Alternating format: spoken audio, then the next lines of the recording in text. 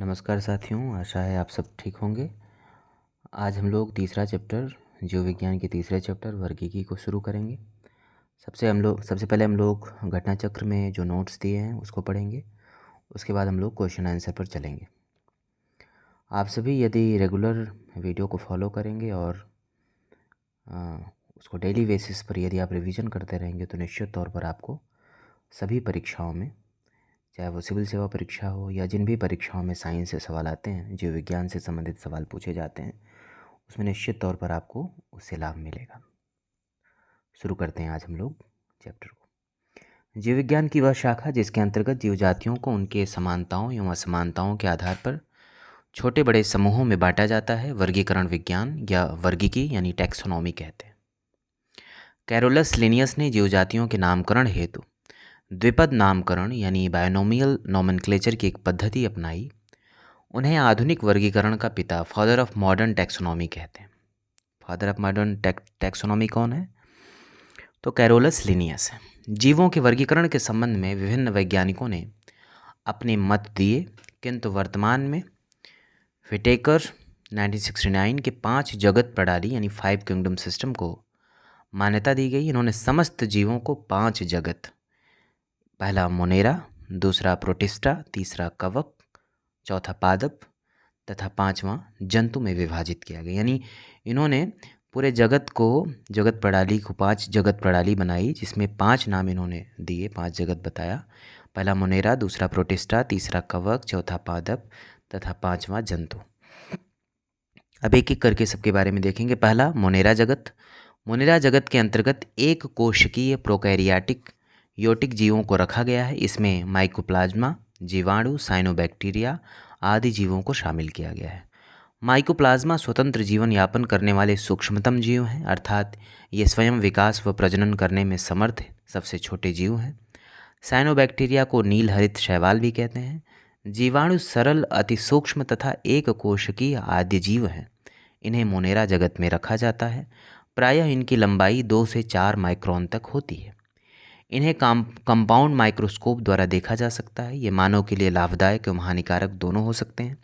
पोषण के आधार पर जीवाणु परपोषी यानी हेट्रोट्रोफिक तथा स्वपोषी यानी ऑटोट्रोफिक होते हैं। स्वपोषित जीवाणु 2 प्रकार के होते हैं। नंबर 1 प्रकाश संश्लेषी, नंबर 2 रसायन संश्लेषी। आर्किबैक्टीरिया के लक्षण सामान्य जीवाणुओं से भिन्न होते हैं। इसके मीथेनोजेंस समूह अवायवीय होते हैं तथा ये दलदल वाले स्थानों एवं पशुओं के रूमेन में पाए जाते हैं। इनका उपयोग मीथेन के उत्पादन में होता है। फलीदार पादपों की जड़ों में मौजूद गांठों में पाए जाने वाले जीवाणु राइजोबियम सहजीविता प्रदर्शित करते हैं। नंबर 2 है प्रोटिस्टा जगत। प्रोटिस्टा जगत के अंतर्गत एक कोशिकीय यूकैरियोटिक जीवों को रखा गया है। इसमें अधिकांश शैवाल तथा संघ प्रोटोजोआ के जीव शामिल हैं।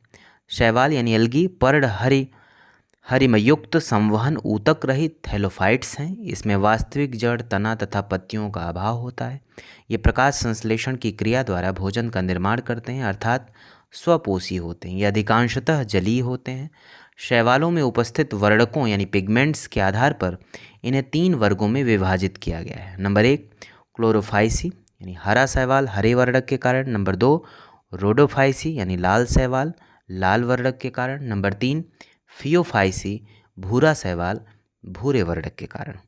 उल्लेखनीय है कि शैवालों के अध्ययन को फाइकोलॉजी कहते हैं। ध्यातव्य है कि कुछ शैवालों को पादप जगत के अंतर्गत शामिल किया गया। नंबर 3 है कवक यानी फंगी। कवक पर्ड हरिम रहित संवहन ऊतक रहित थैलोफाइट्स हैं। ये परपोषी होते हैं, हेटरोट्रोफिक होते हैं। इनकी कोशिका भित्ति काइटिन की बनी होती है। कवक का अध्ययन माइकोलॉजी कहलाता है। खमीर और कुकुरमुत्ता या मशरूम एक प्रकार के कवक हैं। खमीर यानी इसको माइसिटीज कुल का, जबकि मशरूम बेसिडियोमाइसिटीज कुल का सदस्य है। कवक मूल कवकों तथा उच्चतर पादपों की जड़ों के मध्य सहजीवी साहचर्य प्रदर्शित करता है। लाइकेन मिश्रित जीव हैं जो कवक एवं शैवाल के साहचर्य से बने होते हैं। नंबर 4 है पादप जगत। इसके अंतर्गत सभी बहुकोशिकीय प्रकाश संश्लेषी उत्पादक एवं स्वपोषी जीवों को शामिल किया गया है। उत्पादक यानी प्रोड्यूसर स्वजीवी होते हैं जो कि अपना भोजन स्वयं बनाते हैं। हरे पौधे प्रकाश संश्लेषण के द्वारा भोजन का निर्माण करते हैं, अतः इन्हें उत्पादक कहते हैं। घटपर्णी या नेपेंथिस का पौधा प्रकाश संश्लेषण की क्रिया द्वारा अपना भोजन बनाने में सक्षम होता है। ये कीट भक्षी पौधे होते हैं। यह प्रायः ऐसी मृदा में उगते हैं जहाँ नाइट्रोजन की कमी होती है। नाइट्रोजन की कमी को पूरा करने के लिए ये कीटों को अपना आहार बनाते हैं। उपभोक्ता यानी कंज्यूमर, ये परोपजीवी होते हैं, अर्थात दूसरे जीवों से अपना भोज्य पदार्थ ग्रहण करते हैं। तृणभक्षी या शाकाहारी जंतु प्राथमिक उपभोक्ता होते हैं। प्राथमिक उपभोक्ता को भोज्य पदार्थ के रूप में ग्रहण करने वाले जंतु गौण उपभोक्ता यानी सेकेंडरी कंज्यूमर होते हैं। विबंधक यानी अपघटक अर्थात डिकम्पोजर मृतोपजीवी होते हैं, जो कि अपना भोज्य पदार्थ मृत जीवों से ग्रहण करते हैं। मरुस्थली या मरुद्भिद पौधों के अंतर्गत कैक्टस, मदार, ब्रायोफिलम, घीक्वार इत्यादि पौधे आते हैं, जो कि शुष्क वातावरण के प्रति अनुकूलित होते हैं। मरुद्भिद पौधों की जड़ें प्रायः लंबी होती हैं, जबकि तने छोटे, रूपांतरित एवं कभी कभी भूमिगत होते हैं। इनकी बाह्य त्वचा मोटी उपचर्म की परत से ढकी रहती है तथा पत्तियां कांटों में परिवर्तित हो जाती हैं। इनके कुछ भाग जल संचय हेतु अधिक मांसल फ्लैशी होते हैं। फ्रिएटोफाइट्स मरुस्थल में पाए जाने वाले पौधे होते हैं, जिनकी जड़ें प्रायः 25 से 30 मीटर तक लंबी होकर भूमिगत जल सतह तक पहुंच जाती हैं। हाइड्रोफाइट्स या जलोद्भिद पौधे बहुत अधिक जल वाले स्थान पर पाए जाते हैं। इनमें बड़े बड़े अंतराकोशीय स्थान होते हैं जो वायु से भरे होते हैं तथा पौधों को तैरने में सहायक होते हैं। लवण मृदोद्भिद यानी हेलोफाइट्स उन पौधों को कहते हैं जो उच्च लवण युक्त जल में उत्पन्न होते हैं। अधिपादप यानी एपीफाइट्स वे पौधे हैं जो दूसरे जीवित पौधे पर यांत्रिक अवलंब के लिए लगे रहते हैं, न कि पोषण हेतु। उदाहरण आर्किड इत्यादि। जीवन चक्र की दृष्टि से पौधे का सबसे महत्वपूर्ण भाग पुष्प है। यह पौधे के प्रजनन में सहायक होता है। अदरक प्रकंद को आलू स्तंभकंद का, लहसुन शल्क कंद का तथा सूरन या जिमीकंद घनकंद का उदाहरण है। शकरकंद कानवोलवुलेसी कुल का पौधा है। इसका खाने योग्य भाग रूपांतरित जड़ है। गन्ना, आलू एवं अदरक तने के रूपांतरण है, अर्थात इनका संग्रह अंग तना है। शलजम, गाजर एवं शकरकंद जड़ों के रूपांतरण है, अर्थात इनका संग्रह अंग जड़ है। मटर लेगुमिनेसी कुल का द्विबीजपत्री शाकीय तथा एक वर्षीय पौधा है। इसमें सहारे के लिए प्रतान पाए जाते हैं। गन्ना ग्रेमिनी या पोएसी कुल के अंतर्गत आता है, जिसका तना काट आमतौर से कायिक प्रवर्धन के लिए प्रयुक्त किया जाता है। इसका तना ठोस एवं संधिबद्ध होता है, जिसमें पर्व तथा पर्व संधियाँ पाई जाती हैं। लौंग मिर्टेसी कुल के साइजिजियम एरोमेटिकम तथा या यूजीनिया कैरियोफाइलेटा नामक मध्यम कद वाले सदाबहार वृक्ष की सूखी हुई पुष्प कलिका से प्राप्त किया जाता है। इसका उपयोग भोज्य पदार्थों तथा दंतशूल निवारक इत्यादि में किया जाता है। इसका जन्मस्थल इंडोनेशिया को माना जाता है तथा इसका उपयोग समस्त विश्व में होता है। केसर एक मसाला है जिसे इरिडेसी कुल के क्रोकस सेटाइवस नामक पौधों के पुष्प की वर्तिका तथा वर्तिकाग्र से प्राप्त किया जाता है। इसका उपयोग औषध तथा भोज्य पदार्थ को स्वादिष्ट तथा आकर्षक बनाने में किया जाता है। केसर में सैफ्रानाल एवं पिक्रोकोरोसिन नामक रसायन पाया जाता है। भिंडी के पौधे का वानस्पतिक नाम एबेलमोस्कस एस्कुलेंटस है। इसका फल कैप्सूल प्रकार का होता है, जिसका संपूर्ण भाग खाया जाता है। हल्दी के पौधे का खाने योग्य भाग प्रकंद है, जो कि एक भूमिगत रूपांतरित तने का प्रकार है, जबकि वानस्पतिक नाम कुरकुमा लौंगा है। यह जिंजीबरेसी कुल का सदस्य है। इसका उपयोग औषधि, मसाले तथा रंगकारक इत्यादि के रूप में होता है। शहतूत, अनन्नास तथा कटहल का फल सोरोसिस कहलाता है। काजू व सिंघाड़ा का फल नट कहलाता है। सिंघाड़ा का बीज, जबकि लीची का मांसल बीज चोल खाया जाता है। सेब व नाशपाती का फल पोम, जबकि खीरा, खरबूजा व लौकी का फल पीपो कहलाता है। जब फल के निर्माण में अंडाशय के अलावा कुछ अन्य भाग भी शामिल हों तो ऐसे फल को असत्य फल यानी फॉल्स फ्रूट्स कहते हैं। उदाहरण सेब, काजू, नाशपाती आदि। घृतकुमारी या एलोवेरा एक औषधीय पौधा है। गन्ना तथा कपास नकदी फसलें हैं। महुआ एक उष्णकटिबंधीय वृक्ष है जो भारत के मैदानी क्षेत्रों में पाया जाता है। इसके फल से तेल तथा इसके फूल से शराब बनाई जाती है। सन, पटसन तथा जूट के तनों की रेटिंग से रेशा प्राप्त किया जाता है। पपीता का वानस्पतिक नाम कैरिका पपाया है। इसमें उपस्थित पपाइन एंजाइम प्रोटीन के पाचन में सहायक होता है। इसका पीला रंग इसमें उपस्थित कैरिका जैंथिन नामक वर्णक के कारण होता है। सेब के फल में लाली का कारण एंथ्रोसाइनिन नामक वर्णी लवक है। लाल नारंगी रंग के वर्णक जैसे कैरोटीन गाजर में, टमाटर में लाइकोपिन वर्णक, पीले रंग के वर्णक जैसे जैंथोफिल हल्दी में तथा चुकंदर में विटरनिन वर्णक होते हैं। लहसुन तथा प्याज की अभिलाक्षणिक गंध का कारण उसमें उपस्थित सल्फर यौगिक है। प्याज के छिलके उतारने पर आंसू आने का कारण प्याज से निष्कासित सल्फेनिक अम्ल है। मिर्च का तीक्ष्ण या तीखा स्वाद उसमें उपस्थित कैप्साइसिन नामक पदार्थ के कारण होता है।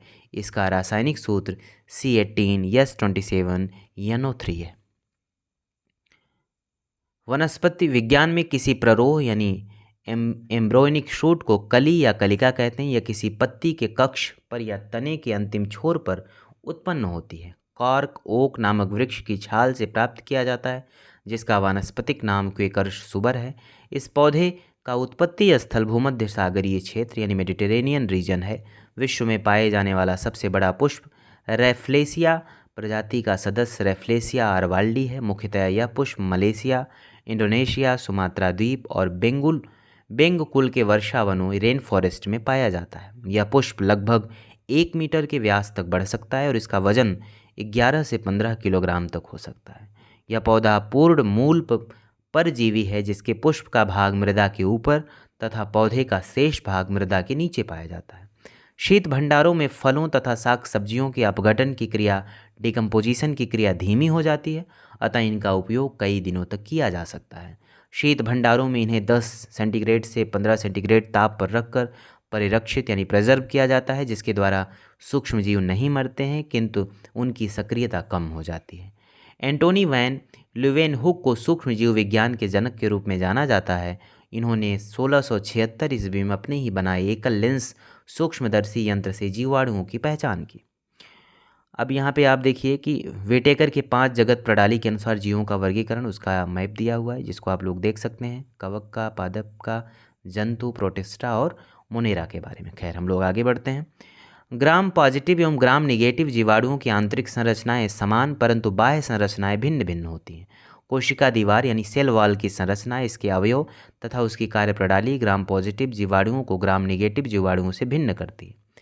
5वां जगत है जंतु जगत। जंतु जगत के अंतर्गत समस्त कशेरुकी तथा अकशेरुकी जीवों को शामिल किया गया है। जीव वैज्ञानिकों के अनुसार जीव जगत में सबसे अधिक संख्या कीटों की यानी इंसेक्ट्स की है। कीट आर्थ्रोपोडा संघ के अंतर्गत आते हैं। कुल ज्ञात जातियों यानी 15 लाख से अधिक में से सर्वाधिक जातियां 10 लाख से वह अधिक कीटों की हैं। पादप जातियों की संख्या लगभग 4 लाख है। प्रायः सभी एक कोशिकीय जीवों में अलैंगिक विधि द्वारा जनन होता है। अमीबा एक कोशिकीय प्रोटोजोआ जंतु है जो कि प्रायः विखंडन विधि द्वारा जनन करता है।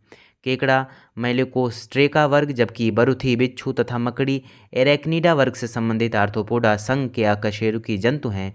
टिक तथा माइट वास्तव में मकड़ी वंशी होते हैं जो कि एरैनीगढ़ के अंतर्गत आते हैं। इनके उपांग संधियुक्त तथा शरीर द्विपार्श्वीय एवं त्रिस्तरीय होते हैं। कीट वर्ग के अंतर्गत आने वाले जंतुओं में 6 यानी 3 जोड़ी पैर पाए जाते हैं। जुगनू या खद्योत कीटों का एक परिवार है। इनमें चमक ल्यूसीफरेज नामक एंजाइम के कारण होती है। मादा मच्छर के मुख उपांग पक्षियों एवं स्तनियों की त्वचा में चुभकर रक्त चूसने के लिए उपयोजित होते हैं, जबकि नर मच्छर के मुख उपांग फल फूलों का रस चूसने के लिए। कीटों में ट्रैकी द्वारा श्वसन हेतु वातक तंत्र तथा उत्सर्जन मैलपीघी नलिकाओं द्वारा होता है। रेशम के कीट से रेशम की प्राप्ति होती है। रेशम का कीट शहतूत के पत्तों पर पनपता है।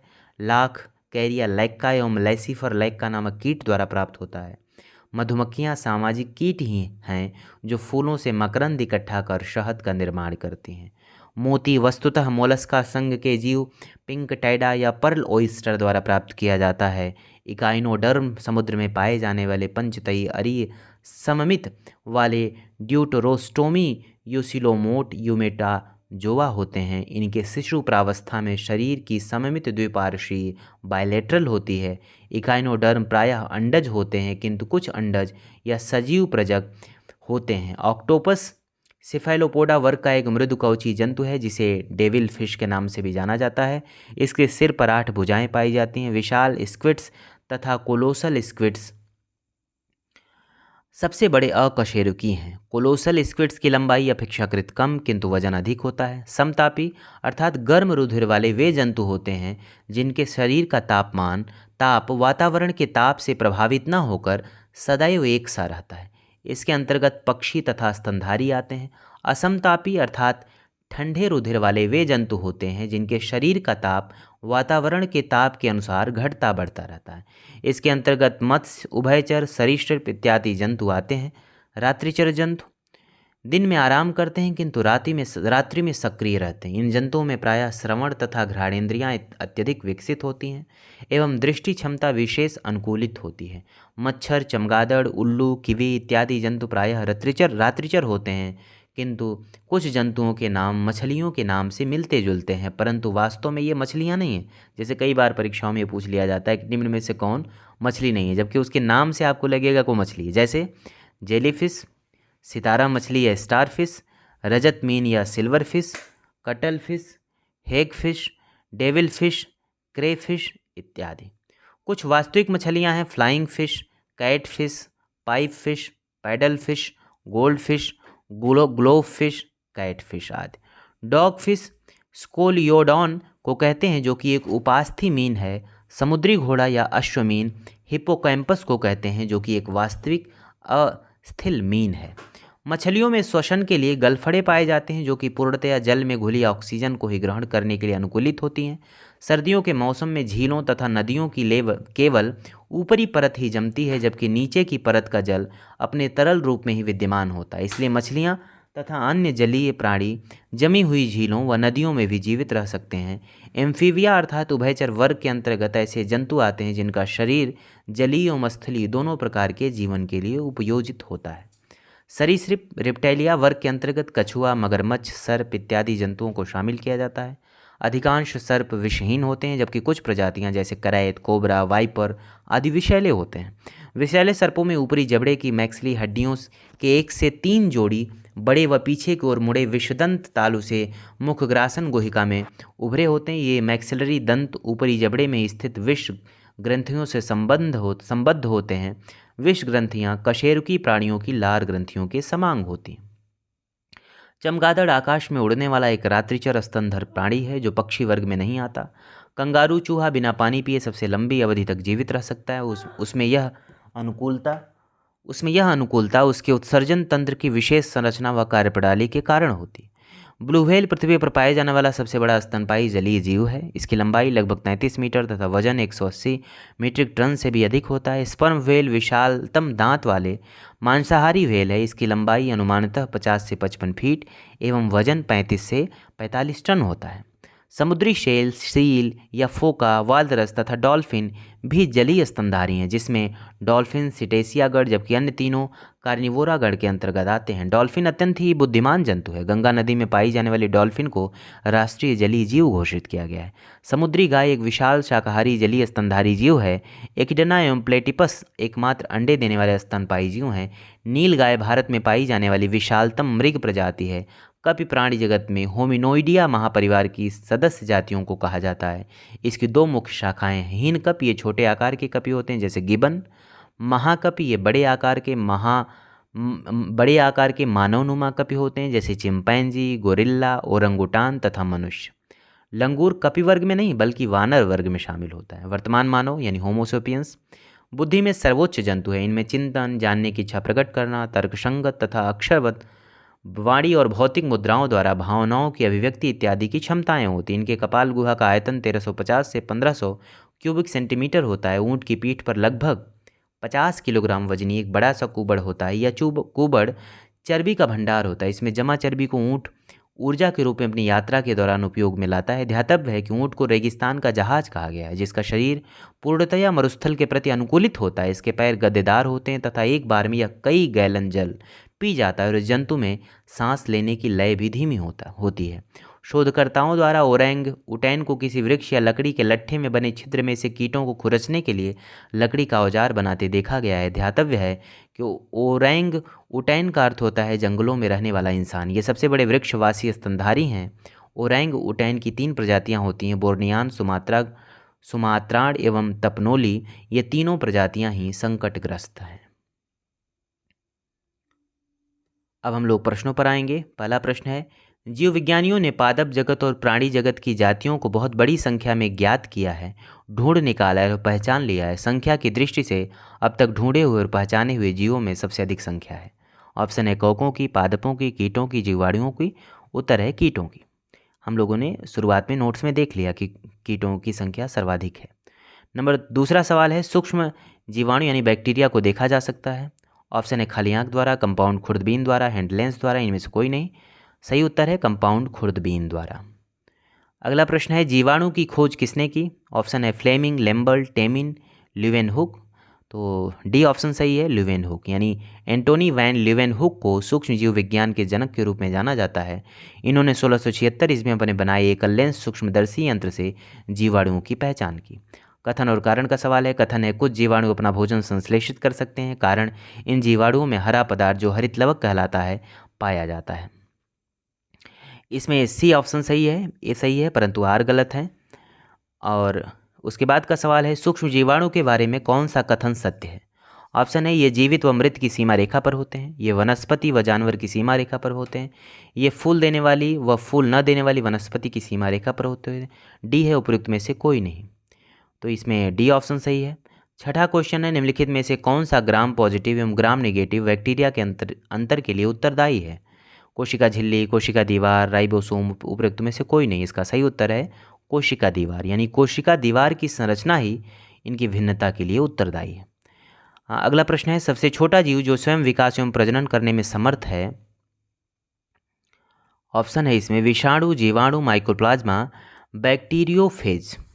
इसका सही उत्तर है माइकोप्लाज्मा। माइकोप्लाज्मा सबसे छोटा प्रोकैरियोटिक जीव है जो स्वयं विकास एवं प्रजनन करने में समर्थ होता है।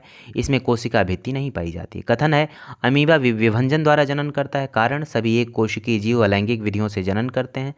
इसमें ए और आर दोनों सही हैं तथा आर ए का सही स्पष्टीकरण है, दोनों सही है इसमें। 9वां प्रश्न है, निम्नलिखित पर विचार कीजिए। नंबर 1 जीवाणु, नंबर 2 कवक, नंबर 3 विषाणु। उपयुक्त में से किन्हें कृत्रिम या संश्लेषित माध्यम से संवर्धित किया जा सकता है? तो इसमें पहला ऑप्शन सही है 1 और 2, यानी जीवाणु और कवक को। आगे चलते हैं। अगला प्रश्न है, गर्म रुधिर वाले जंतु वे होते हैं जो अपने शरीर के तापक्रम को हमेशा एक सा बनाए रखते हैं, यानी जो इसका सही उत्तर है जो हमेशा एक सा बनाए रखें वही गर्म रुधिर वाले जंतु होते हैं। आगे चलते हैं हम लोग। 11वां क्वेश्चन है, निम्नलिखित में कौन सा कथन सही नहीं है? सभी इकाइनोडर्म सजीव प्रजक होते हैं। गोलक्रिम में कोई प्रसंचरण तंत्र नहीं होता। अस्थिल मछलियों में वाताशय आमतौर से विद्यमान होता है और उपास्थिसम मछलियों में निषेचन आंतरिक होता है। इसका सही उत्तर है कि सभी इकाइनोडर्म सजीव प्रजक होते हैं, यह सही नहीं है। अगला प्रश्न है, निम्न में से कौन से जीव में रक्त नहीं होता किंतु वे सांस लेते हैं? ऑप्शन है हाइड्रा, तिलचट्टा, केंचुआ मछली। इसका सही उत्तर है हाइड्रा।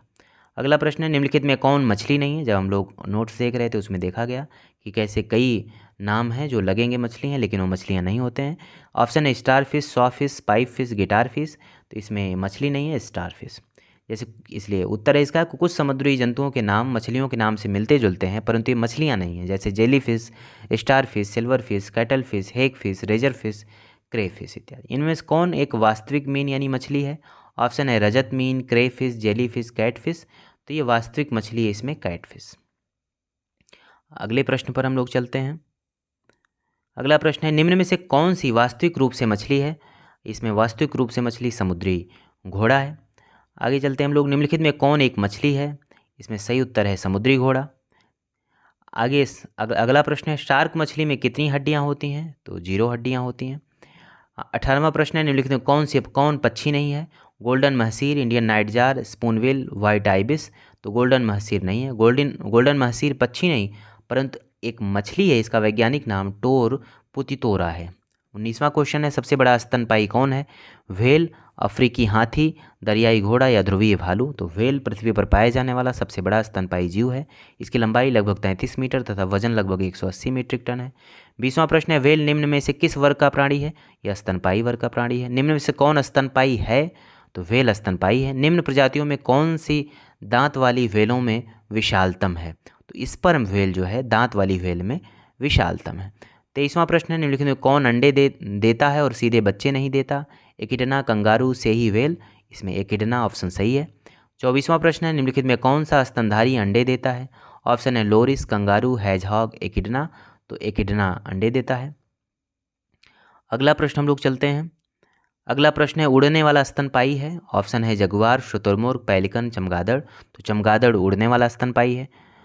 नेक्स्ट क्वेश्चन है, निम्नलिखित उड़ने वाले जीवों में से कौन सा पक्षी वर्ग में नहीं आता? ऑप्शन है चमगादड़, कौवा, चील, तोता। तो चमगादड़। निम्नलिखित जंतुओं पर विचार कीजिए, समुद्री गाय, समुद्री घोड़ा, समुद्री सिंह कौन से स्तनधारी हैं? तो स्तनधारी इसमें जो है पहला और तीसरा, यानी समुद्री गाय और समुद्री सिंह।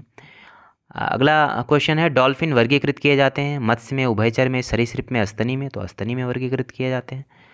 अगला प्रश्न है, निम्नलिखित में से सील किस जाति का है? ऑप्शन है मछली, पक्षी, सरीसृप, स्तनपाई। तो स्तनपाई है ये। एम्फीबिया बताता है कि जल एवं स्थल दोनों पर ही रह सकने वाले पशुओं को। एम्फीबिया किसको बताता है? इसका सही उत्तर है जल एवं स्थल दोनों पर ही रह सकने वाले पशुओं को। अगला प्रश्न है, निम्न में से कौन सा जीव अपनी त्वचा से सांस लेता है? मछली, कबूतर, मेढक, तिलचट्टा। तो इसका सही उत्तर है मेढक। मेढक एक उभयचर वर्ग का जंतु है जो पानी तथा जमीन दोनों जगह पर रह सकता है और इसकी त्वचा उच्च पारगम्य होती है जिससे होकर ऑक्सीजन तथा कार्बन डाइऑक्साइड गुजर सकती है। अगला प्रश्न है, मेढक कोल्ड ब्लड एनिमल है? यह पहला ऑप्शन सही, दूसरा गलत, इनमें से कोई नहीं, उपयुक्त सभी। तो ये सही है, मेढक कोल्ड ब्लड एनिमल है, ये सही बात है। अगले प्रश्न पर हम लोग चलते हैं। अगला प्रश्न है, मेढक के कायांतरण में पिछली टांगें समाप्त हो जाती हैं, खाने की प्रक्रिया धीमी हो जाती है, त्वचा खुरदरी हो जाती है, आंत छोटी हो जाती है। तो इसका डी ऑप्शन सही है, आंत छोटी हो जाती है।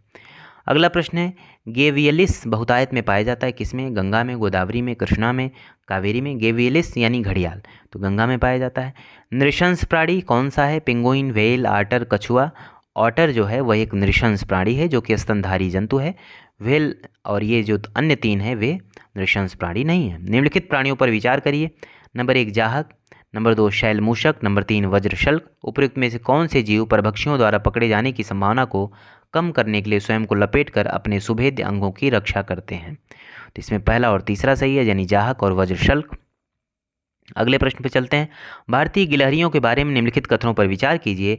वे भूमि में बिल बनाकर अपने नीड़ का निर्माण करती हैं। वे अपने भोज्य पदार्थों जैसे कि दृढ़ फलों और बीजों को भूमि के अंदर जमा करती हैं। वे सर्वभक्षी होती हैं। तो इसमें पहला ऑप्शन सिर्फ सही है, वे भूमि में बिल बनाकर अपने नीड़ का निर्माण करती हैं। अगला प्रश्न है, निम्नलिखित में श्वान उपजातियों में कौन भौंकने में असमर्थ है? Dingo, Alsatian, Dalmatian, Labrador. तो इसमें डिंगो जो है भौंकने में असमर्थ है। अगला प्रश्न है, प्रायः जो भालू गलियों में तमाशा दिखाता है वह होता है रीछ, सूर्य भालू, भूरा भालू, बिलार भालू। तो वह रीछ होता है। अगला प्रश्न है, निम्नलिखित जानवरों में कौन सा एक जानवर नहीं है जिसे थोड़ा सफलतापूर्वक भाषा का उपयोग करना सिखाया गया है? पहला ऑप्शन है वनमानुष, दूसरा है तोता, तीसरा ऑप्शन इसमें दिया गया है कुत्ता और चौथा है सूंस। तो इसमें सी कुत्ता। वनमानुष, तोता तथा डॉल्फिन ही ऐसे जीव हैं जिन्हें कुत्ते की तुलना में कहीं अधिक भाषा का प्रयोग अर्थात संकेतों को समझना तथा परस्पर प्रेषित करना सिखाया जाता है। अगला प्रश्न है, कौन सा गुण मनुष्य को अन्य सभी वानर गुणों से पृथक करता है? तो यह सही है, जानने की इच्छा प्रकट करना। यही सबसे महत्वपूर्ण चीज़ है जो उसे अन्य से पृथक कर देता है। 42वां प्रश्न है, निम्नलिखित में कौन सा एक कपी नहीं है? ऑप्शन है गिबन, गोरिल्ला, लंगूर, ओरंगुटैन। तो ये लंगूर जो है वह कपी नहीं है। अगला प्रश्न है, मानव सदृश लघुतम कपी है? ऑप्शन है गिबन, चिंपैंजी, गोरिल्ला, ओरंगुटैन। तो इसमें गिबन जो है वह लघुतम कपी है।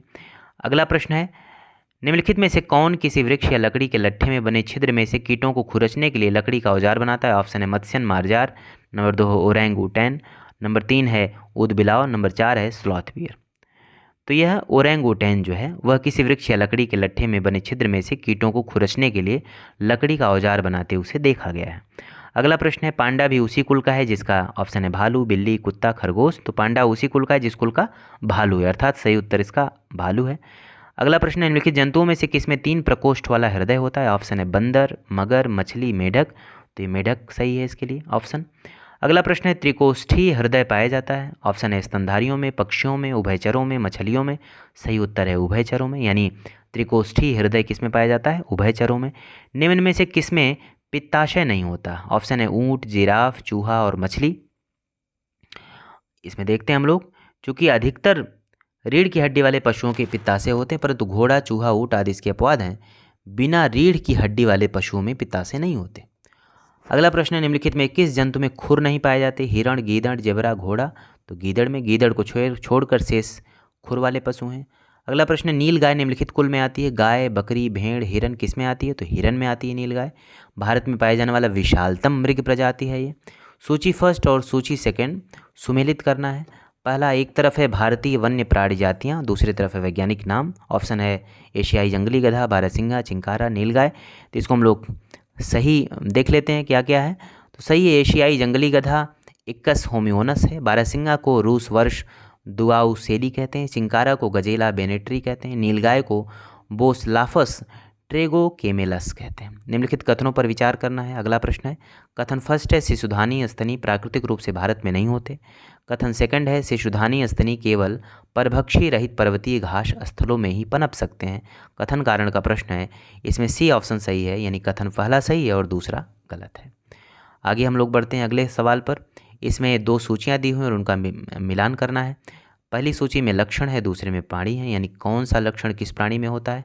ऑप्शन है पंखहीन कीट, उड़ान रहित पक्षी, आपात सरीसृप, फुफ्फुसहीन प्राणी। इसमें ये ऑप्शन दिए गए, हम लोग सीधे इसका उत्तर देख लेते हैं क्या क्या होता है। इसमें सही उत्तर है पंखहीन कीट जो है रजत मीनाव से का लक्षण है। उड़ान रहित पक्षी वह कीवी होता है। आपात सरीसृप सर्प है। फुफ्फुसहीन प्राणी जो है मत्स्य है। कीवी क्या है, इसमें कीवी जो है वह उड़न अक्षम पक्षी जो केवल न्यूजीलैंड में पाया जाता है। इसलिए आप लोग देखते होंगे कई बार जो न्यूजीलैंड के खिलाड़ी हैं उन्हें कीवी भी कहा जाता है। कीवी एक उड़ने में अक्षम पक्षी है जो मूल रूप से न्यूजीलैंड में पाया जाता है। निम्न में से कौन सा जैविक मूल का है। ऑप्शन है मूंगा, पन्ना, मणिक, पुखराज। तो मूंगा जो है वो जैविक मूल का है, जबकि पन्ना, मणिक और पुखराज जैविक मूल के नहीं हैं। ऑक्टोपस क्या है, एक संधिपाद है, शूलचर्मी है, एक हेमीकॉर्डा है, एक मृदु कवची है। तो ये एक मृदु कवची है। आगे चलते हैं। सबसे बड़ा अकशेरुकी है। ऑप्शन है ऑक्टोपस, स्क्विड, कोरल, जेलीफिश। तो इसमें सही उत्तर है स्क्विड, यानी कोलोसल स्क्विड संघ मोलस्का के वर्ग सिफेलोपोडा का समुद्र में पाया जाता है। ये सबसे बड़ा अकशेरुकी, अधिकतम 12 से 14 मीटर तक लंबा हो सकता है। अगला क्वेश्चन है, निम्नलिखित में कौन सा एक जीव अन्य 3 जीवों के वर्ग का नहीं है। ऑप्शन है केकड़ा, बरुथी, बिच्छू या मकड़ी। इसमें सही ऑप्शन है केकड़ा। अगला है व्हाइट लेन हॉर्न एक किस्म है तोतों की, मोरों की, कुक्कुटों की, उल्लूकों की। इसमें सही उत्तर है कुक्कुटों की। अगला प्रश्न है टिक और माइट वास्तव में होते हैं मकड़ीवंशी, क्रस्टेशियाई, कीट, बहुपात। तो ये मकड़ीवंशी होते हैं। अगला प्रश्न है दीमक को यह भी कहते हैं चींटी, लाल चींटी, श्वेत चींटी या शाम चींटी। तो दीमक को श्वेत चींटी कहा जाता है। यह कीट वर्ग प्राणी है जो आर्थ्रोपोडा संघ के अंतर्गत आता है। जुगनू होता है क्या। नंबर 1 ऑप्शन है मोलस्का, कीट, कृमि, सूत्रकृमि। तो इसे जुगनू होता है, एक कीट होता है, इसलिए कीट ऑप्शन सही है। जुगनू या खद्योत कीटों का एक परिवार है। इनके पंख होते हैं। ये जीव देवत उत्पन्न करके अपने संगी को आकृष्ट करते हैं या दूसरे जानवरों का शिकार करने के लिए इसका उपयोग करते हैं। वैज्ञानिकों ने यह सिद्ध किया कि जुगनू की चमक ल्यूसिफेरस नामक एंजाइम के कारण होती है। अगला प्रश्न है एक परजीवी पर दूसरे परजीवी के आश्रित रहने को कहते हैं। ऑप्शन है सजीविता, उपपरजीविता, आंतरिक परजीविता, बाह्य परजीविता। तो इसमें ऑप्शन है सही उपपरजीविता, यानी एक परजीवी जब दूसरे परजीवी पर आश्रित रहता है तो उसे बोलते हैं उपपरजीविता। अगला प्रश्न है मादा एनोफिलीज को मादा क्यूलेक्स से अलग किया जा सकता है क्योंकि यह बैठती है। तो यह ऑप्शन सही है। इसमें अधः स्तर के साथ एक कोण पर अलग होता है क्योंकि वह बैठती है अधः स्तर के साथ एक कोण पर। अगला प्रश्न है निम्नांकित में कौन सा कीट नहीं है। ऑप्शन है खटमल, मकड़ी, घरेलू मक्खी, मच्छर। देखिए सवाल ये कई जगहों पर पूछा गया है, यूपी पीसीएस में, यूपी एलडीए यूडीए में, झारखंड पीसीएस में। तो इसमें कीट नहीं है मकड़ी। मकड़ी वर्ग एरेक्निडा तथा क्रम एरेनी का एक जंतु है जो कि उदर के पश्च भाग में स्थित ग्रंथियों के स्राव से जाला बनाती है। अगला प्रश्न है मकड़ी कीट से भिन्न होती है क्योंकि मकड़ी में पाई जाती है। ऑप्शन है 6 टांगे, 8 टांगे, 10 टांगे, 12 टांगे। तो ये इसका सही उत्तर है 8 टांगे। निम्नलिखित में कौन कीट नहीं है। तितली, तिलचट्टा, मच्छर या मकड़ी। ऑप्शन है मकड़ी। अगला प्रश्न हम लोग देखते हैं। अगला प्रश्न है कि मकड़ियों द्वारा उत्पादित रेशम कहलाता है टसर रेशम, गोसामर रेशम, मूंगा रेशम, अहिंसा रेशम। यह सवाल भी पूछा गया कई बार। तो इसे गोसामर रेशम कहते हैं, यानी मकड़ियों द्वारा जो रेशम उत्पादित होता है उसे गोसामर रेशम कहते हैं। अगला प्रश्न है रेशम का कीड़ा अपने जीवन चक्र के किस चरण में वाणिज्यिक तंतु पैदा करता है, फाइबर ऑफ कॉमर्स पैदा करता है, किस जीवन चक्र के किस चरण में। तो इसमें ऑप्शन है अंडा, डिंभक, कोशित, पूर्णकीट। इसमें सही है कोशित में। अगला प्रश्न है रेशम कीट किन पर पनपता है, वे कौन है। रीठे की पत्तियां, वेडू की पत्तियां, आड़ की पत्तियां, शहतूत की पत्तियां। तो सही उत्तर है शहतूत की पत्तियां, जो कि रेशम कीट वर्ग का प्राणी है और यह शहतूत के पत्तों पर पनपता है। निम्नलिखित में कौन एक कीट के शरीर से निकला स्राव है। ऑप्शन है मोती, मूंगा, लाख और गोंद। तो लाख जो है वह लाख की कीट से प्राप्त होता है। इसका स्रावण सुर्ख रंग की मादा कीट करती है जिसका उपयोग वार्निश, पॉलिश, चपड़ा, मोहरी, लाख इत्यादि निर्माण में होता है। अगला प्रश्न है निम्नलिखित में कौन कीटों से प्राप्त नहीं होता। ऑप्शन है रेशम, शहद, लाख और मोती। तो इसका सही उत्तर है मोती। अगला प्रश्न है, निम्नलिखित में किस जीव का रक्त सफ़ेद होता है? ऑप्शन है छिपकली, तिलचट्टा, घरेलू खटमल, मच्छर। तो इसका सही उत्तर है तिलचट्टा, यानी तिलचट्टा जीव का रक्त सफ़ेद होता है। अगला प्रश्न है, लाल रक्त कणिका विहीन जंतु है। कौन सा जंतु इसमें है? मेढक, केचुआ, सर्प, मोर या इनमें से कोई नहीं? तो केचुआ जो है वह लाल रक्त कणिका विहीन जंतु है। अगला प्रश्न है, अधिकांश कीट श्वसन कैसे करते हैं? ऑप्शन है त्वचा से, क्लोम से, फेफड़ों से, वातक तंत्र से। सही उत्तर है वातक तंत्र से। अगला प्रश्न है कि निम्नलिखित कथनों पर विचार करिए। फीता कृमि उभयलिंगी है, गोल कृमि के अलग अलग लिंग होते हैं, फाइलेरिया सूत्र कृमि से होता है, गिनी कृमि एनेलिड है। इसमें क्या सही है? तो इसमें 1, 2, 3 सही है, चौथा इसमें गलत है। अगला प्रश्न है, निम्नलिखित में कौन से जीव अपर दहारी हैं? यानी ऑप्शन इसमें है केचुआ, जेलीफिश, सहस्त्रपादी, समुद्री घोड़ा, काष्ठयुका। इसमें ऑप्शन सही है सी, यानी 1, 3 और 5।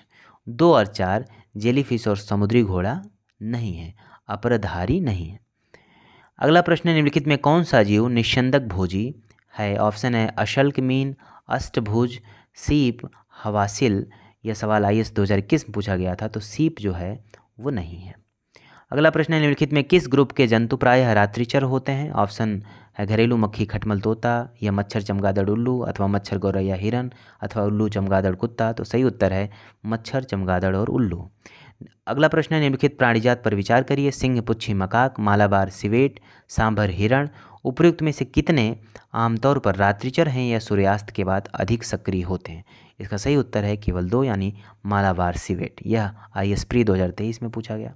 अगला प्रश्न है, निम्नलिखित में किसका मस्तिष्क उसके शरीर के अनुपात में सबसे बड़ा होता है? ऑप्शन है चींटी, दूसरा ऑप्शन है हाथी, तीसरा है डॉल्फिन और चौथा है मानव। तीन दिए गए विकल्पों में आपको कई बार कन्फ्यूजन हो जाएगा, लगेगा हाथी ऑप्शन सही, लेकिन चींटी दिखने में भले छोटा है लेकिन उसके आकार में, उसके शरीर के अनुपात में उसका मस्तिष्क सबसे बड़ा होता है। अगला प्रश्न है, जब चींटियाँ काटती हैं तो वह अंतःक्षेपित करती हैं क्या?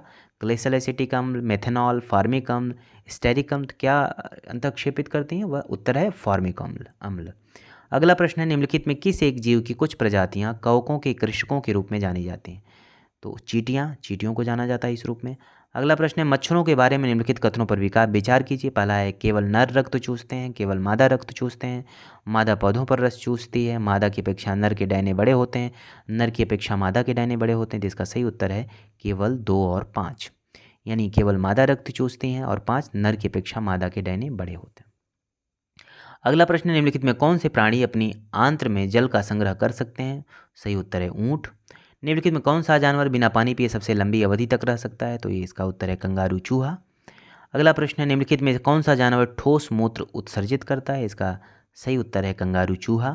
निम्नलिखित में किस एक प्रकार के जीव में वह घटना पाई जाती है जिसमें मादा मैथुनोपरांत नर को मार देती है? ऑप्शन है व्याध पतंग, मधुमक्खी, तीसरा ऑप्शन है इसमें मकड़ी, चौथा है गर्त प्रदाकु। इसका सही उत्तर है मकड़ी। अगला प्रश्न है, किंग कोबरा एकमात्र ऐसा सर्प है जो अपना घोंसला बनाता है, वो अपना घोंसला क्यों बनाता है? इसका सही उत्तर है सी, अर्थात यह अंड प्रजक सर्प है जो घोंसले में अंडे देता है और अंडों से बच्चे निकलने तक घोंसले की पहरेदारी करता है, यानी इस वजह से यह घोंसले बनाता है। यह प्रश्न IAS में पूछा गया था 2020 में, आप देखें 2010 में। आप देखेंगे कि इस चैप्टर से, वर्गीकी चैप्टर से IAS में, PCS में, लोअर में सभी परीक्षाओं में सवाल पूछे गए, इसलिए बार बार रिवीजन करना और इससे संबंधित चैप्टर को पढ़ना ये बहुत आवश्यक है। अगला प्रश्न है, घोंसला बनाने वाला एकमात्र सर्प है? तो इसका सही उत्तर है राजनाग अर्थात किंग कोबरा। अगला प्रश्न है, कोबरा सर्प का विष होता है कैसा? तंत्रिका विषी, रुधिर विषी, दोनों या कोई नहीं? तो यह तंत्रिका विषी होता है। नेक्स्ट क्वेश्चन है, निम्नलिखित में किस एक सर्प का भोज मुख्य रूप से अन्य सर्प है? इसका सही उत्तर है नागराज, यानी किंग कोबरा। नेक्स्ट क्वेश्चन है, निम्नलिखित में कौन सा सांप जहरीला नहीं है? इसमें अजगर जो है, कोबरा, वाइपर, कोरल स्नेक और अजगर ऑप्शन दिए हुए हैं, जिसमें अजगर जो है वह विषहीन होते हैं। अगला प्रश्न है, सर्पों की विष ग्रंथियाँ किसकी समांग हैं? ये कशेरुकी प्राणियों की लार ग्रंथियों के समान होती हैं। नेक्स्ट क्वेश्चन है, सांप के जहरीले विषदंत होते हैं जो रूपांतरित रूप हैं जंभिका दंत के। इसमें सही ऑप्शन है जंभिका दंत, यानी सांप के जहरीले विषदंत हैं जो कि रूपांतरित रूप हैं जंभिका दंत के।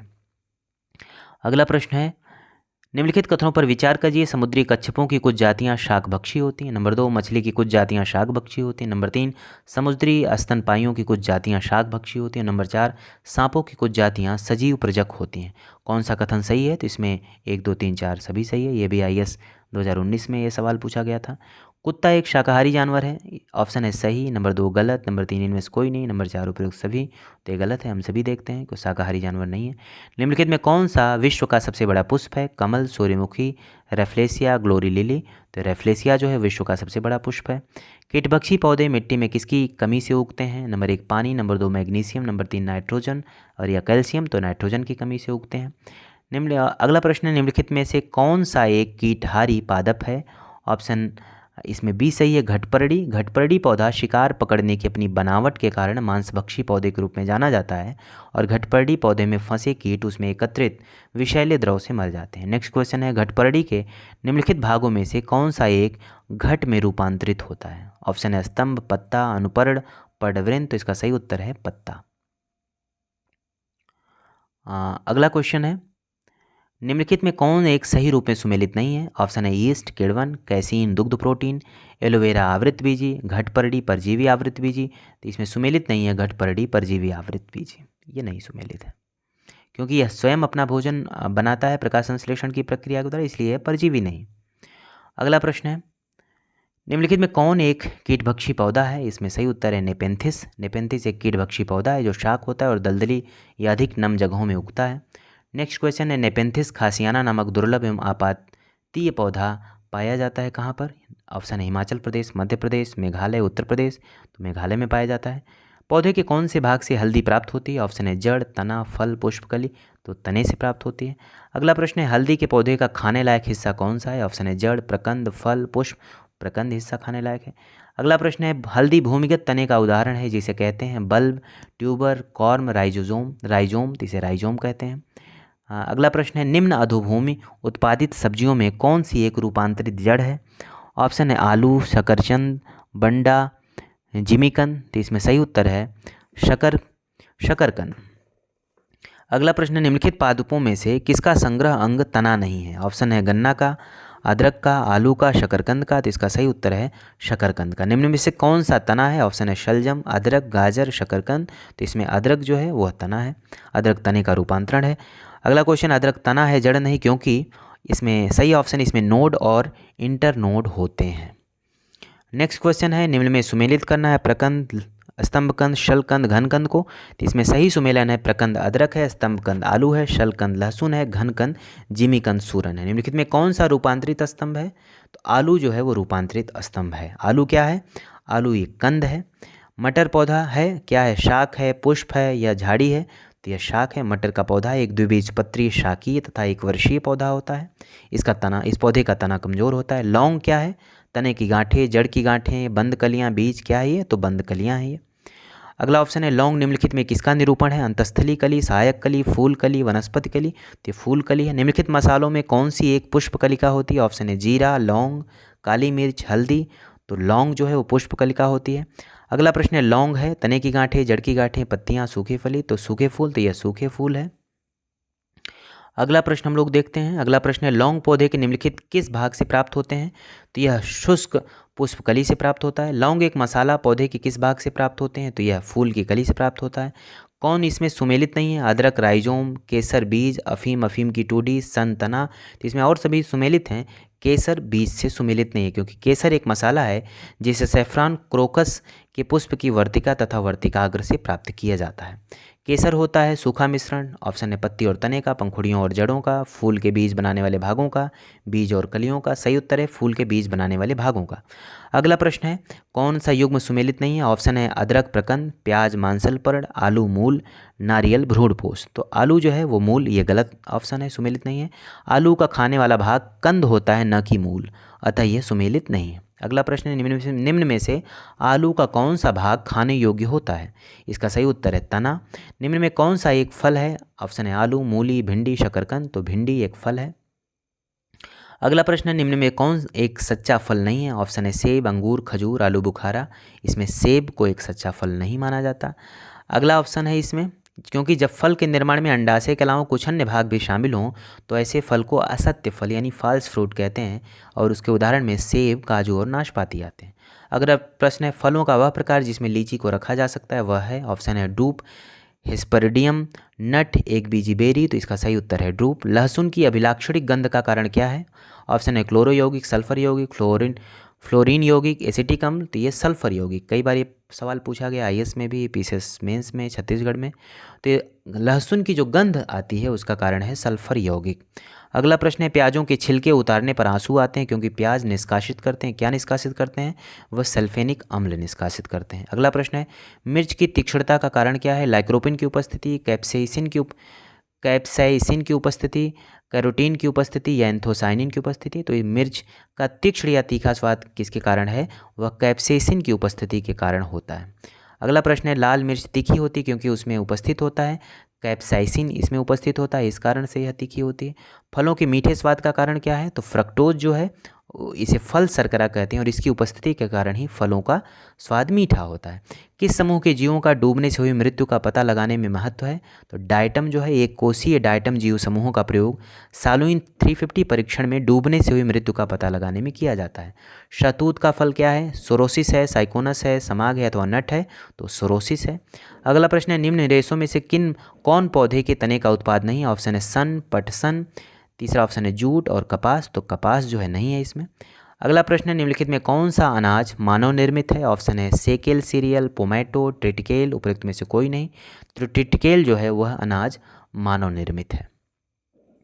यह एक मानव निर्मित अनाज या धान्य है जो कि प्रकृति में नहीं पाया जाता। अगला प्रश्न है निम्नलिखित में कौन सा मानव निर्मित धान्य है जो प्रकृति में नहीं पाया जाता? इसका सही उत्तर है ट्रिटिकेल। अगला प्रश्न है प्रकृति में निम्नलिखित में किस जीव या किन जीवों के मृदा विहीन सतह पर जीवित पाए जाने की सर्वाधिक संभावना होती है? सही उत्तर है 2 और 3 अर्थात लाइकेन और मास। अगला प्रश्न है निम्नलिखित कथनों पर विचार कीजिए। कथन है मरुस्थलीय पौधों के जड़ तंत्र काफ़ी लंबे होते हैं। कारण है मृदा का उच्च तापमान जड़ विकास को प्रोत्साहित करता है। इसमें सी ऑप्शन सही अर्थात ए सही है परंतु आर गलत है। अगला प्रश्न है मरुस्थलीय पौधों की जड़ें लंबी होती हैं क्योंकि इसका सही उत्तर है जड़ें पानी की तलाश के कारण लंबी हो जाती हैं। अगला प्रश्न है मरुस्थल में फ्रिएटोफाइट्स मिलते हैं यानी ऐसे पादप जिनमें नंबर 1 रसाल स्तंभ होता है, पत्तियों में वसा का संग्रहण होता है। अगला ऑप्शन है लंबी मूसला जड़ होती है, छोटी अथवा कांटेनुमा पत्तियां होती हैं। सही उत्तर है लंबी मूसला जड़ होती है। अगला प्रश्न है शुष्क जलवायु के भली भांति अनुकूलित पेड़ पौधों को कहते हैं? ऑप्शन है अधिपादप, मरुद्भिद, जलोद्भिद, मध्यपादप। तो इसे मरुद्भिद कहते हैं जो शुष्क जलवायु के अनुकूल होते हैं। प्रश्न है मरुभूमि के पादप अधिकतर होते हैं, क्या होते हैं? तो ये मांसल होते हैं क्योंकि मरुभूमि में पाए जाने वाले पौधों के कुछ भाग जल को संचित रखने के लिए अधिक मांसल तथा स्थूल होते हैं। अगला प्रश्न है एपीफाइट्स वे पौधे हैं जो अन्य पौधों पर निर्भर हैं, किस लिए निर्भर हैं? यांत्रिक अवलंब के लिए, मैकेनिकल सपोर्ट के लिए इसका सही उत्तर है। अगला प्रश्न है पौधे जो नमक युक्त मिट्टी में उगते हैं उन्हें क्या कहा जाता है? तो उन्हें हेलोफाइट कहा जाता है यानी लवण मृदोद्भिद। हेलोफाइट्स उन पादपों को कहते हैं जो उच्च लवणता युक्त जलीय मृदा में उगते हैं। अगला प्रश्न है लवणता युक्त वातावरण प्रेमी पौधे को क्या कहते हैं? इसका सही उत्तर है लवण मृदोद्भिद। हाइड्रोफाइट कहते हैं किसे? एक जलीय पौधे को कहा जाता है। अगला प्रश्न है चट्टान पर उगने वाले पादप क्या कहलाते हैं? तो इसका सही उत्तर है शैलोद्भिद यानी चट्टान पर उगने वाले पौधे शैलोद्भिद कहलाते हैं। अगला प्रश्न है निम्न में कौन सा युग्म सुमेलित नहीं है? अमरबेल तना परजीवी, चंदन जड़ परजीवी, आर्किड अधिपादप, घटपरडी जलोद्भिद। घटपरडी जो है वो जलोद्भिद नहीं है बल्कि घटपरडी नेपेंथिस कुल का कीटभक्षी पौधा, इसलिए वह सुमेलित नहीं है। अगला प्रश्न निम्नलिखित कथनों पर विचार कीजिए। जेली रुदन का कारण अम्ल की अधिकता है। गन्ने के लिए सर्वाधिक अनुकूल जैव उर्वरक राइजोबियम है। नमकीन पानी में उगाए गए पौधे थैलोफाइट्स कहलाते हैं। सुषुप्तावस्था तोड़ने वाला हार्मोन है साइटोकाइनिन। इसका सही उत्तर है 1 और 4 यानी जेली रुदन का कारण अम्ल की अधिकता है। और चौथा प्रश्न सुषुप्तावस्था तोड़ने वाला हार्मोन साइटोकाइनिन है। ये दोनों सही है। अगला प्रश्न जैविक और अजैविक घटकों के बीच मध्यस्थ के रूप में कार्य कौन करता है? इसका सही उत्तर है उत्पादक। निम्न में से किसका सही सुमेल नहीं है? ऑप्शन है स्वजीवी उत्पादक, परोपजीवी उपभोक्ता, मृतोपजीवी विबंधक, तृणभक्षी गौड़ उपभोक्ता। तो डी ऑप्शन इसका सुमेलित नहीं है, तृणभक्षी गौड़ उपभोक्ता। अगला प्रश्न है प्रथम पोषक स्तर के अंतर्गत आते हैं, कौन आता है? शाकाहारी जंतु, मांसाहारी जंतु, सर्वभक्षी जंतु, हरित पादप। तो हरित पादप जो है वो प्रथम स्तर पोषक स्तर के अंतर्गत आते हैं। अगला प्रश्न है जीवों के निम्नलिखित प्रकारों पर विचार कीजिए। कॉपियोड, साइनोबैक्टीरिया, डायटम, फोरामिनिफेरा। उपयुक्त में से कौन से जीव महासागरों की आहार श्रृंखला में प्राथमिक उत्पादक हैं?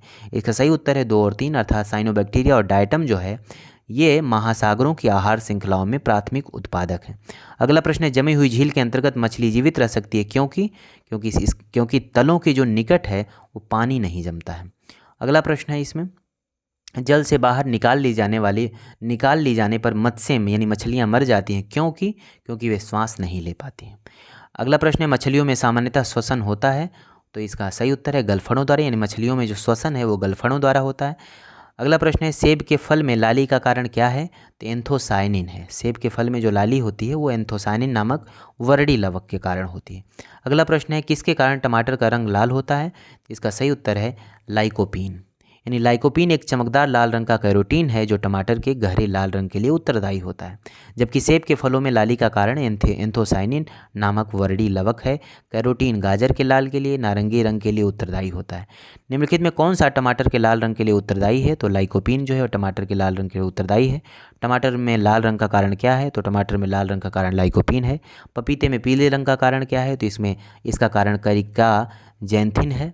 अगला प्रश्न है, हाल ही में हमारे वैज्ञानिकों ने केले के पौधे की एक नई और भिन्न जाति की खोज की जिसकी ऊंचाई लगभग 11 मीटर तक जाती है और उसके फल का गूदा नारंगी रंग का है। यह भारत के किस भाग में खोजी गई थी? अंडमान द्वीप में खोजी गई थी। करंट का क्वेश्चन था, IAS में पूछा गया था। अगला प्रश्न है, निम्न में से जीवित प्राणियों का कौन सा समूह एक ही स्पीसीज से संबंधित है? तो चीनी, अमेरिकी, भारतीय तथा काले अफ्रीकी ये एक ही स्पीसीज से संबंधित है। अगला प्रश्न है, कवक पौधे में नहीं पाया जाता? ऑप्शन है ऑक्सीजन, कार्बन डाइऑक्साइड, पर्णहरित, सूर्य का प्रकाश। तो पर्णहरित इसमें नहीं पाया जाता। अगला प्रश्न है, खमीर एक उदाहरण है किसका? जीवाणु का, कवक का, विषाणु का, शैवाल का? तो ये कवक का उदाहरण है। नेक्स्ट क्वेश्चन है, यीस्ट और मशरूम क्या है? तो यीस्ट और मशरूम जो है वो फफूद या फंगी होते हैं। अगला प्रश्न है, मशरूम क्या है? तो मशरूम फंगी या कवक होते हैं। अगला प्रश्न है, रसेदार सब्जी में प्रयोग होने वाला मशरूम होता है? तो यह कवक होता है। अगला प्रश्न है, कभी कभी समाचारों में उल्लिखित गुच्छी के संदर्भ में निम्नलिखित कथनों पर विचार कीजिए। यह एक कवक है, यह कुछ हिमालयी वन क्षेत्रों में उगती है, उत्तर पूर्वी भारत के हिमालय की तलहटी में इसकी वाणिज्यिक रूप से खेती होती है। तो इसमें पहला और दूसरा सही है, यह एक कवक है और यह कुछ हिमालयी वन क्षेत्रों में उगती है। IAS 2022 में सवाल ये पूछा गया था। अगला प्रश्न है, इसमें निम्नलिखित समूहों में से कितनी ऐसी जातियां होती हैं जो अन्य जीवों के साथ सहजीवी संबंध बना सकती हैं? नाइडेरिया, कवक, आदि जंतु। तो इसमें 1, 2, 3 ये तीनों बना सकती हैं।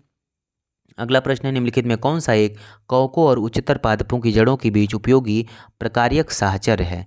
इसमें ऑप्शन है जैव उर्वरक, प्रवाल मूल, लाइकेन और कवक मूल। तो इसमें प्रकार्यक साहचर्य है कवक मूल। अगला प्रश्न है, माइकोराइजा का सहजीवी संबंध है शैवाल और पौधों के मध्य, शैवाल और कवक के मध्य, कवक और पौधों के मध्य, नीलहरित शैवाल और कवक के मध्य। सही उत्तर है कवक और पौधों के मध्य, अर्थात माइकोराइजा का एक सहजीवी संबंध है किसके साथ? कवक और पौधों के मध्य। अगला प्रश्न, लाइकेन जो एक नग्न चट्टान पर भी पारिस्थितिक अनुक्रम को प्रारंभ करने में सक्षम है, वास्तव में किनके सहजीवी साहचर्य हैं? ऑप्शन है शैवाल और जीवाणु, शैवाल और कवक, जीवाणु और कवक, कवक और मांस। अर्थात ये किससे हैं? शैवाल और कवक। ये इसका उत्तर है शैवाल और कवक। अगला प्रश्न है, लाइकेन मिश्रित जीव हैं जो बने होते हैं किससे? कवक एवं जीवाणु से, कवक एवं शैवाल से, कवक एवं ब्रायोफाइटा से, शैवाल एवं जीवाणु से। तो सही उत्तर है कवक एवं शैवाल से। शैवाल और कवक के मिलने से लाइकेन बनता है जिसे कहते हैं, क्या कहते हैं? Parasitism, mutualism, commensalism, conversion. क्या बोलते हैं इसे? तो म्यूचुअलिज्म बोलते हैं। अगला प्रश्न है, लाइकेन में एक क्लोरोफिल युक्त पार्टनर एक साथ रहते हैं, इसमें कौन साथ रहते हैं? ऑप्शन है शैवाल और कवक, कवक और बैक्टीरिया, शैवाल और वायरस। इसमें शैवाल और कवक जो है ये सही ऑप्शन है। अगला प्रश्न है, निम्नलिखित में कौन प्रदूषित जगह में नहीं उगता है? ऑप्शन है स्यूडोमोनास, शैवाल, लाइकेन, जिम्नोस्पर्म। तो इसमें सही उत्तर है लाइकेन जो है। इसलिए लाइकेन जहाँ पर भी प्रदूषित जगह होगी वहाँ पर नहीं उगता है। इसी कारण यह प्रदूषण के प्रति ये महत्वपूर्ण सूचक होता है, वायु प्रदूषण का इंडिकेटर होता है। अगला ऑप्शन है क्वेश्चन है, फलीदार पादपों की जड़ों में उपस्थित गांठों में पाए जाने वाले नत्रजन स्थिरीकरण जीवाणु कौन होता है? तो यह सजीवी सिम्बायोटिक होता है। तो आज हम लोग वर्गीकी से संबंधित नोट्स और उसके सवालों को हम लोगों ने देखा।